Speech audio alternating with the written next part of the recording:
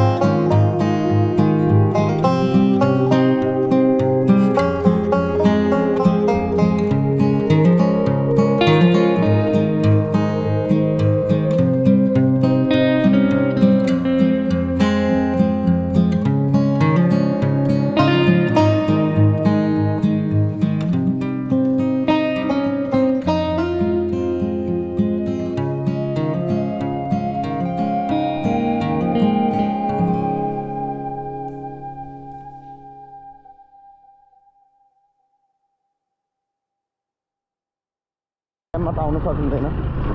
अहिले त सुक्खा छ बस्दैन छैन पानी ज्यादा भएपछि यहाँ बाइक चाहिँ तान्नु गाह्रो छ गाडी चाहिँ आउँदा बाइक चाहिँ तान्नु गाह्रो छ यो पुल बनिसक्यो भने चाहिँ एनी टाइम हिँडमा पनि आउनु सकिन्छ अझै यो बाटो माथिको पुल भएछ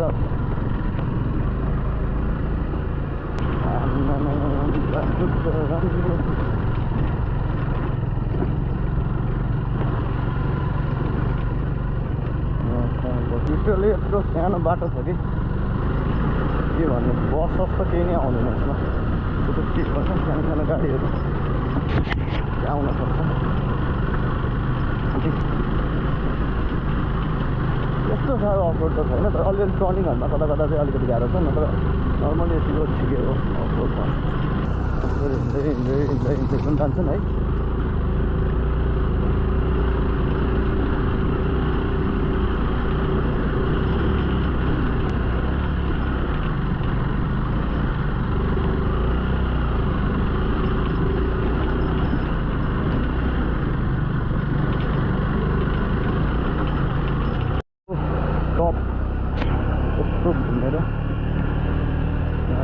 घुमेर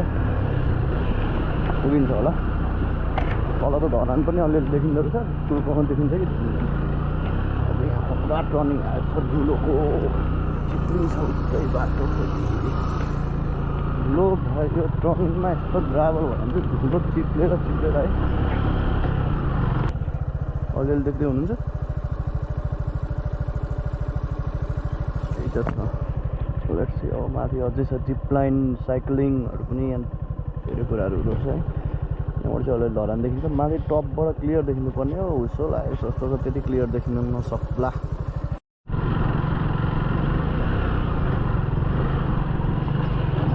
रोड में नाइस सीन यार नाइस नाइस नाइस अब त पुग्ने आँट्यो उठो टर्निङदेखि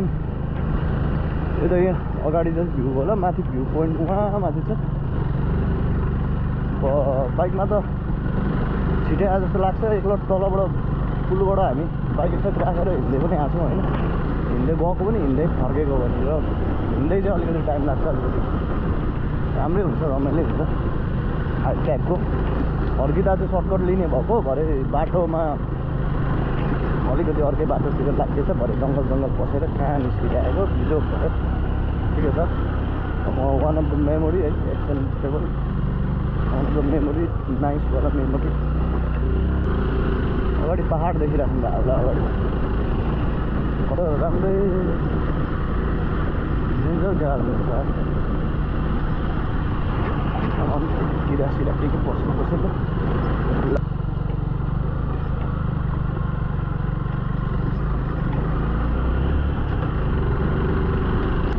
सायद दिन चिन्डे डाँडा अब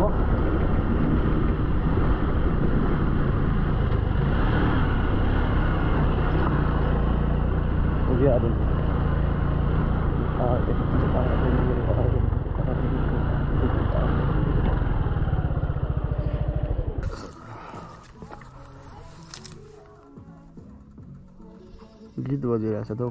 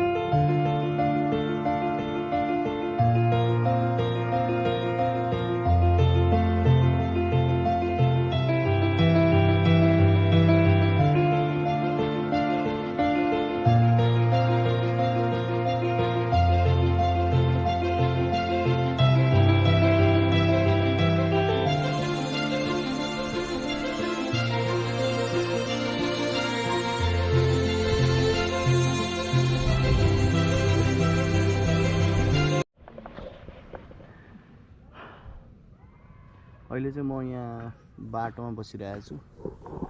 दिस इज बाटो है अनि मेरो अगाडि भ्यू चाहिँ यस्तो टाइपको छ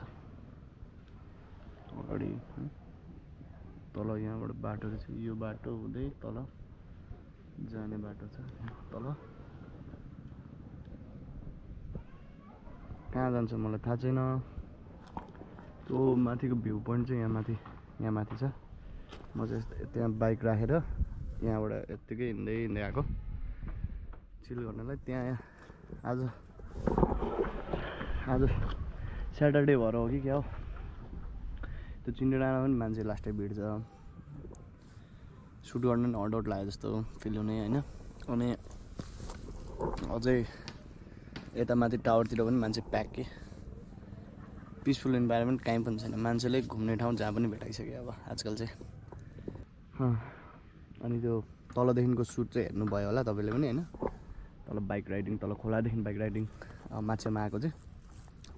बाइक राइडिङवाला पार्ट चाहिँ सायद त्यति नै हुनेछ एउटा मिस्टेक चाहिँ के भयो भन्दाखेरि अहिले भर्खर म ग्रोप्रो सिक्दैछु चलाउनुलाई त्यही भएर म जब घरबाट हिँडेँ मैले खिचिरहेको थिएँ कि हेलमेटमा माउन्ट गरेर मैले खिचिरहेको थिएँ अनि मलाई ठ्याक्कै धरान जस्तो आएपछि चाहिँ एकचोटि हेर्नुपर्यो फुटेज के कस्तो भएछ भनेर सब जोत फुटेज मैले खिचेछु क्या सब जोत वेस्ट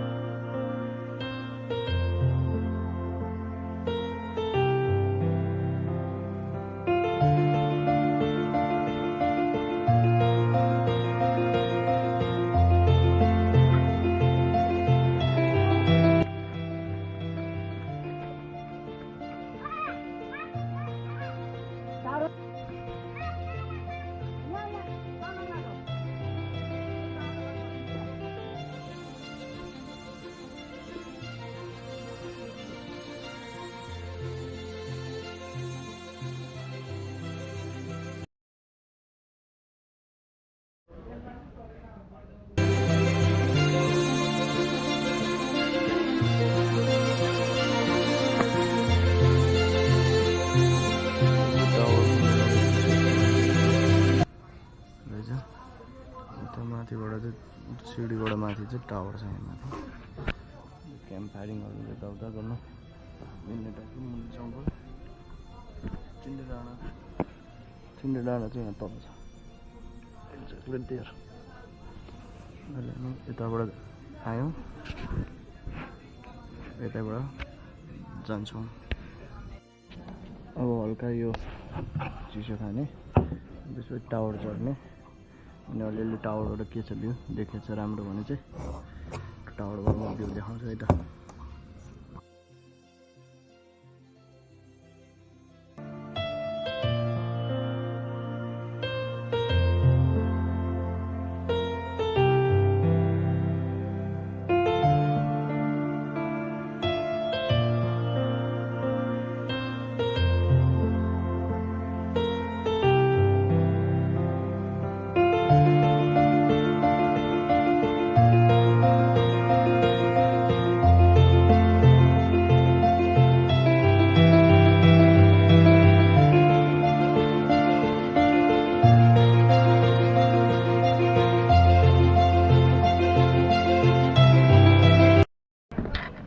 चट्ट रेस्टुरेन्टहरू टाइपको सिन बनाइदियो भने दामी हुने रहेछ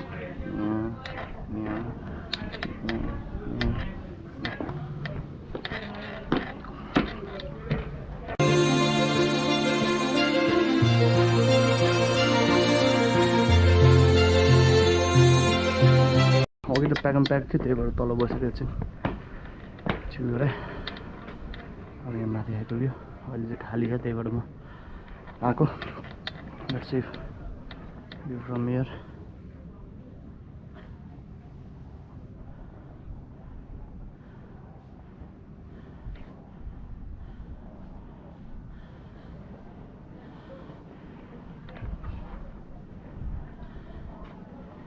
त्यो चाहिँ चिन्डे डाँडा हो हामी आएको रुट थियो तल एन्ड द्याट्स द चिन्डे डाँडाको ब्याकमा भएको चाहिँ धरान द्याट्स धरान मधुरो मधुरो देखिरहेको होला यो चाहिँ अघि तलबाट अघि देखिएको टपको टावर हो कुन कता कता जान्छ होला नाइस पहाडहरू छ नाइस चाहिँ यसो सर्ट ट्रिपको लागि ठिक छ अनि डाउन होइन चढेर नाइस नाइस एन्ड स्मुथ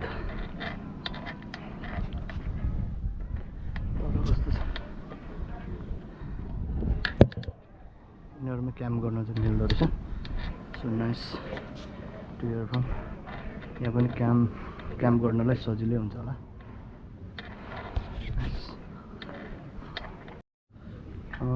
अब यति भइसकेपछि अब यहाँसम्म एकछिन बसेर अब म लाग्ने बेला हुन आँटिसक्यो बेलुका बेलुका पनि भइसक्यो अब घर लाग्छु म यु इन्जोय दिस भिडियो है and see you in next blog अर्को डेस्टिनेसन म अर्को चुज गर्छु होइन